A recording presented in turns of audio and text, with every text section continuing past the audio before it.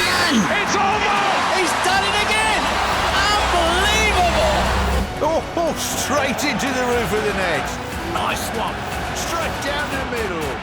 So, Hi, you're watching Firstpost. I'm Rupha Ramani. Let's get started.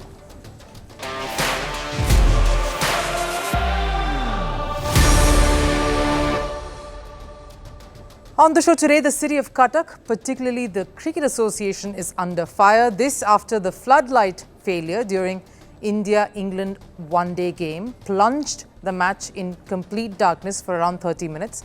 The state sports ministry is livid as the venue embarrassed India's top cricket bosses.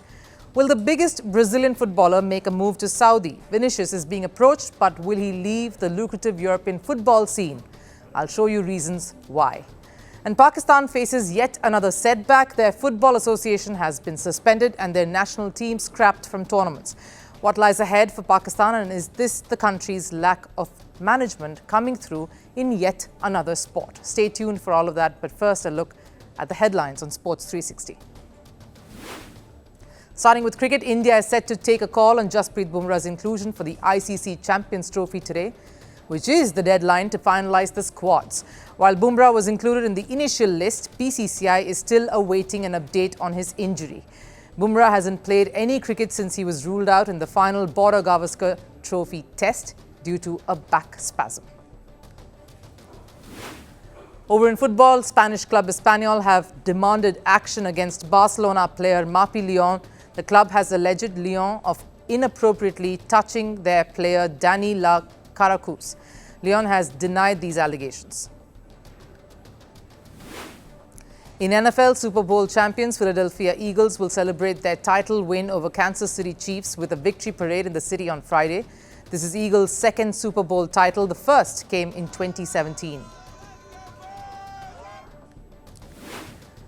Summing it up with news from chess, world chess champion Gukesh Domoraju has been knocked out of the freestyle World Chess Grand Slam Tour after Gukesh lost to Fabiano Caruana in the quarterfinal.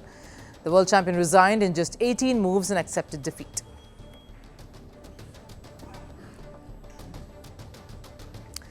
While the cricket world keeps focusing on its concerns regarding the ICC Champions Trophy that's coming up and just how prepared Pakistan is to host this massive ICC tournament without a single glitch, there was another mishap that took place in a bilateral series at home in India that has BCCI and the state government enraged. The second one-dayer between India and England hit a snag when the ground plunged into darkness with one floodlight tower giving up right in the middle of India's run chase.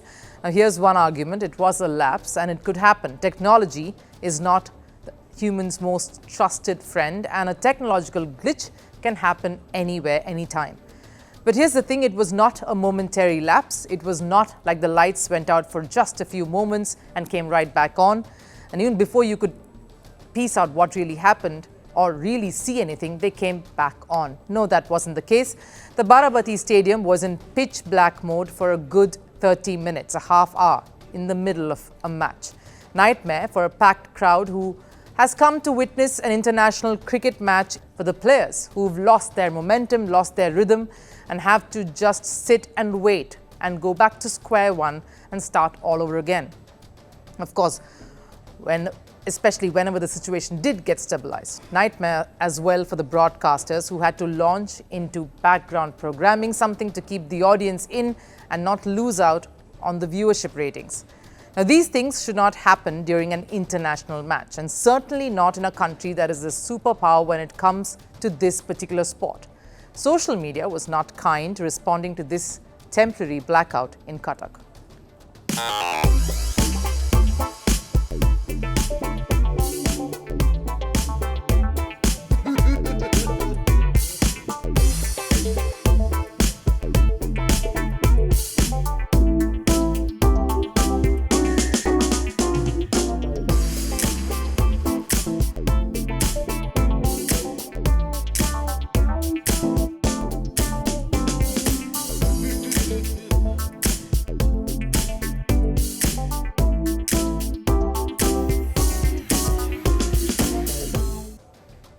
Now, India and the cricket board here in particular, the BCCI, take great pride in the way cricket functions in the country. All cricket stadiums in India have some of the best infrastructure in place, and the same have been maintained well for decades now. But the glitch has embarrassed the board and a state like Odisha that takes a lot of effort when it comes to developing sport, encouraging sportspersons and really developing a sporting culture here. No wonder the Sports Ministry of Odisha is livid and has demanded an explanation from the Cricket Association.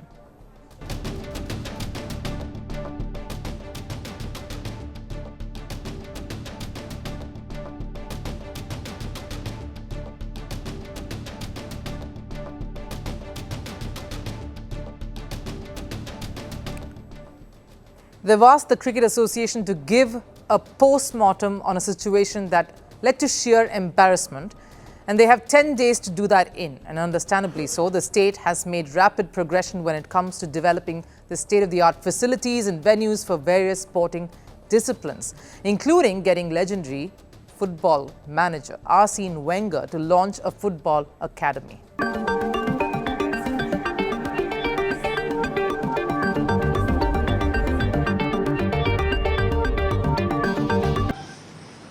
The potential in India is huge because we have a big country, we have a high number of people, 1.4 billion, and that means you have the potential to be on top of the world. That's what we want to achieve together. India has the potential to be on top of the world, and that was in a state that boasts of heavy investment into sport and developing sport. For them, what happened in Cuttack is an aberration, one that they wouldn't want a repeat of. But cricket mishaps in Cuttack is not uncommon. This is the same venue that has had a fair share of issues in the past. Let's talk about something that in fact occurred during the last one-day match. Rohit Sharma had to angrily gesture to the DJ console to reduce the music that had become annoyingly loud while play was on. The very same thing that India and South African cricketers were subjected to when the two sides played a T20 international in Cuttack way back in 2015. The music was blaring and the stadium had allowed a packed crowd to enter and get up close to cricketers while they were practicing during their training session a day prior to the match. It became quite the nuisance, so much so that the then captain MS Dhoni was forced to complain and get the music turned off, and the crowds patched away, dispersed. That match witnessed a horrific incident during the match too, when India was fielding and were on the verge of losing the game to South Africa. A rowdy section urinated in empty water bottles and made them projectiles, throwing them at cricketers on the ground. The game came to a halt with everyone seated at the pitch. No cops or announcements on public system could really contain the crowd on that night, as India eventually succumbed to a loss under chaotic circumstances. It was a horrid show from cricket fans and at a venue such as Cuttack. While we are far away from such a repeat at least, the same association is under the scanner once again for shoddy management as the venue fights to retain its status as an international venue.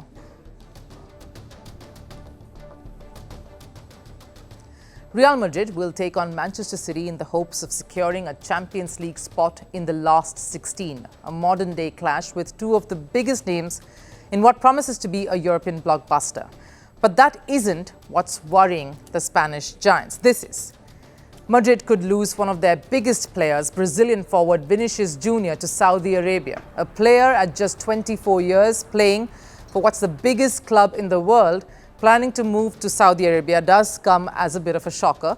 But there are multiple reasons on why this move just might happen.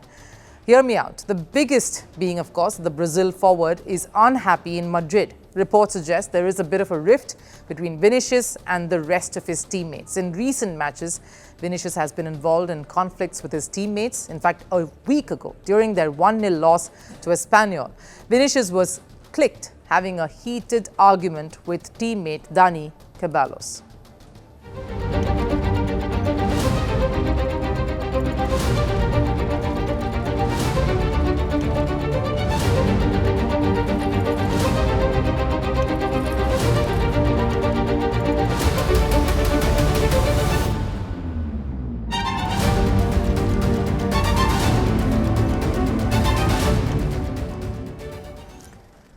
The And the same continued in Madrid's next game too, but this time it wasn't Vinicius who was angry, it was his teammate. During the Copa del Rey quarter-final, where Madrid barely managed to secure a win against Leganes, Vinicius was scolded by Madrid's most trusted man, Luka Modric. Modric was furious with Vinicius for not chasing back to defend.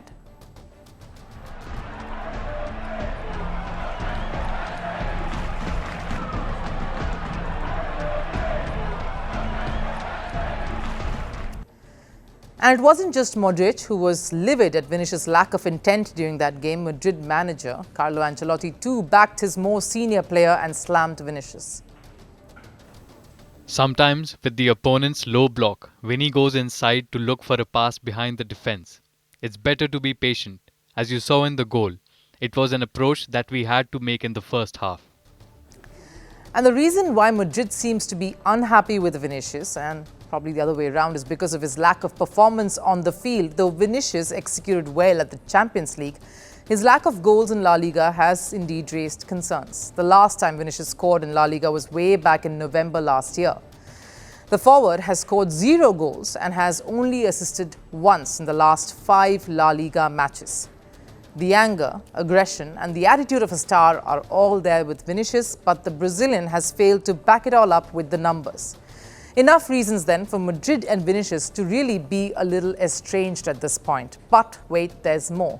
Reports say Vinicius has demanded a salary similar to what the club is shelling out to keep their other star, Kylian Mbappe, which is around $16 million excluding the bonuses. And Madrid are not willing to pay that because probably why Vinicius rejected Madrid's offer in the first place. And I understand Vinicius' frustration. Sure, he may not be the best of form right now, but ever since Mbappe arrived in Madrid, his role has changed drastically. He's no longer expected to just score goals. That's not his primary role. Rather, create more opportunities for Mbappe to score. And while the duo started off on a strong note, as you will see here.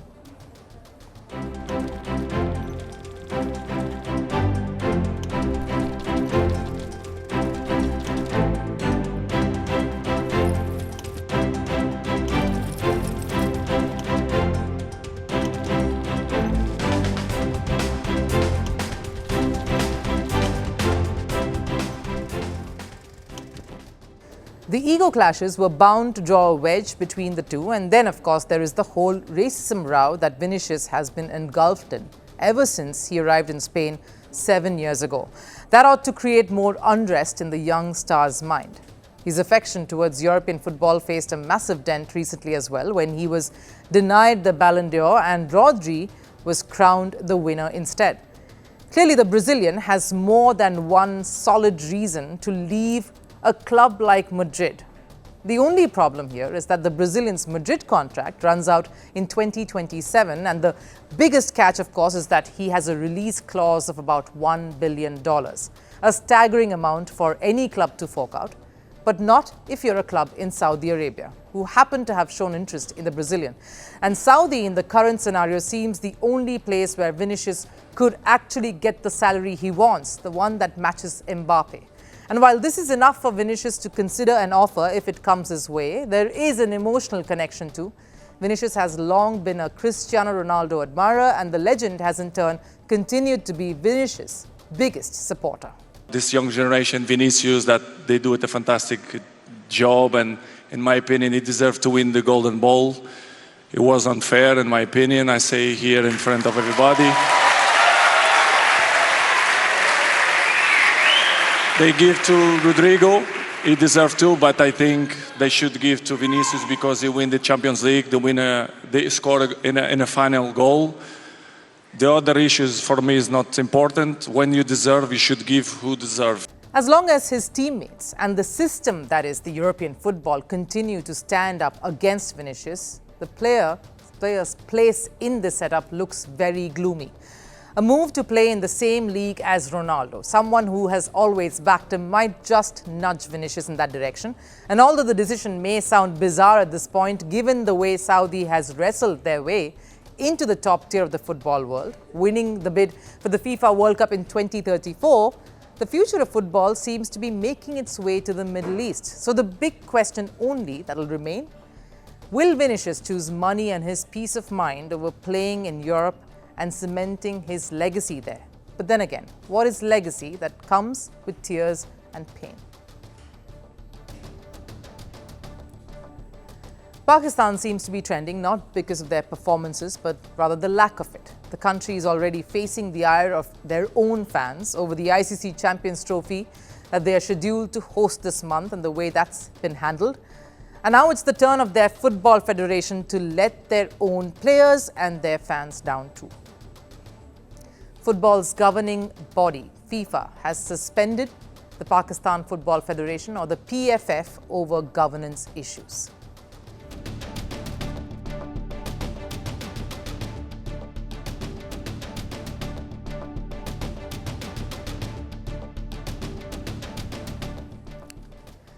What the ban means is that Pakistan's teams, both national and domestic sides, won't be able to participate in any international tournament. So no AFC Asian Cup, no World Cup qualifiers, not even the Asian Champions League. And everyone else were in fact quick enough to respond just as FIFA handed out that ban. The Asian Football Confederation, or the AFC, struck Pakistan off from the AFC Asian Cup qualifiers schedule. So basically, the PFF is now non-existent to the football world until the governing body agrees to restore their status. They need to be convinced that the Pakistan board is cognizant of their objections and make the necessary changes that is required to regain their playing status. That's a massive blow for any sporting body across the world. Now, before this ban, Pakistan was already languishing, reeling at 198th in the world out of 210 registered governing bodies. In such a situation, any team needs more tournaments to play in, more international exposure to become more competitive and relevant in the sport. But this ban means any scope of that happening is pretty much zero now. And the shocking part is this is not the first time the PFF has been suspended by FIFA. They faced a similar setback in 2017 and 2021. And over similar charges, third-party interference. Getting suspended a third time in 7 years, that's preposterous, Pakistan. Surely any governing body would have learned from their mistakes, at least by now. Apparently not. The newly elected members are apparently not interested in agreeing to FIFA's proposals even at this stage. FIFA wants to make some amendments to the PFF constitution to bring it in line with international standards. In the recent efforts, the majority of the newly elected PFF Congress members have not agreed to FIFA's proposals.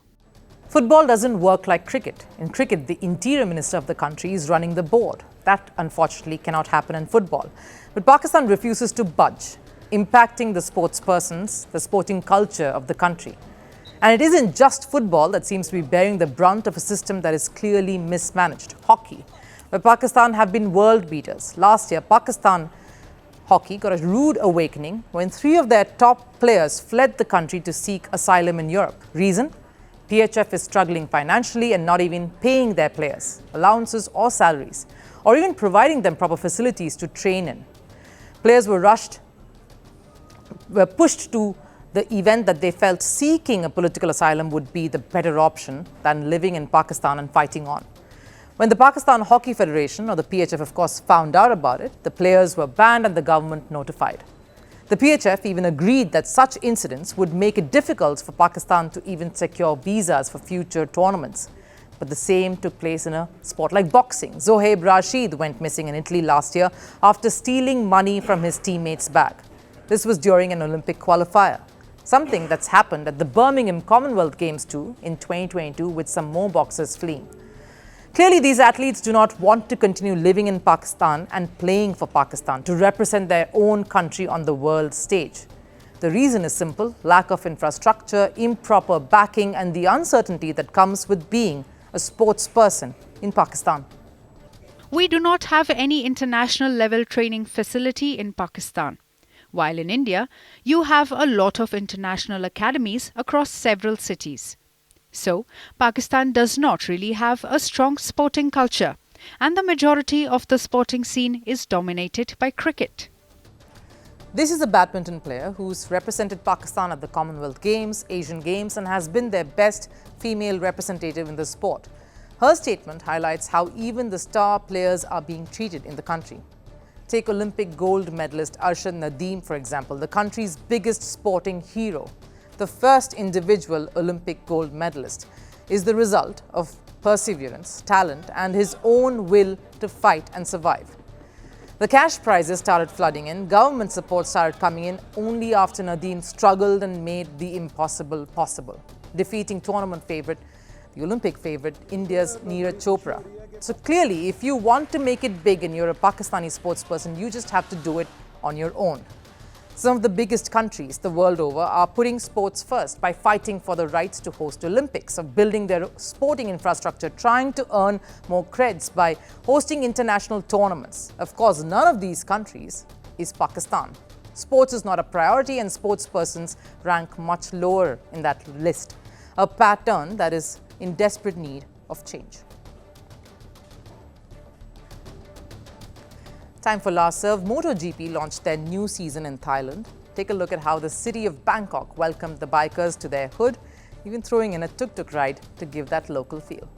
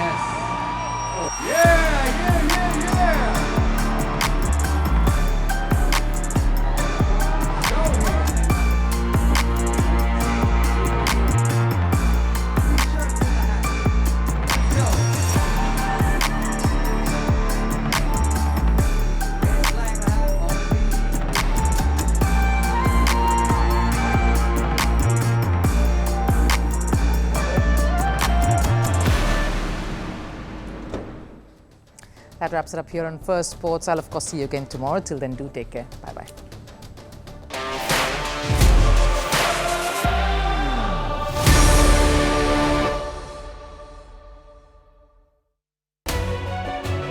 We're calling the show Vantage. We hope you like what we've put together for you. And touted as the minimum defense from that video. India's neighbours were the first to send this special edition of Vantage live from the White House throughout this week. Yes, Hindu Mandir in we're on our way to Tel Aviv. Measure, but it's also the perfect way to drive. I don't think Prime Minister of Bhutan, Sherin Tagwe. Welcome to 60% of the world's office. Prime Minister Modi did the iron. We were actually. What are you doing? How do you like? It's been 1 year since that meet. Iron bars separate you from the outside. Out the vote effort. Trump had, it says, and at $4.3 trillion. 4.3 300 billion by 2030. That's what we need to tackle climate change.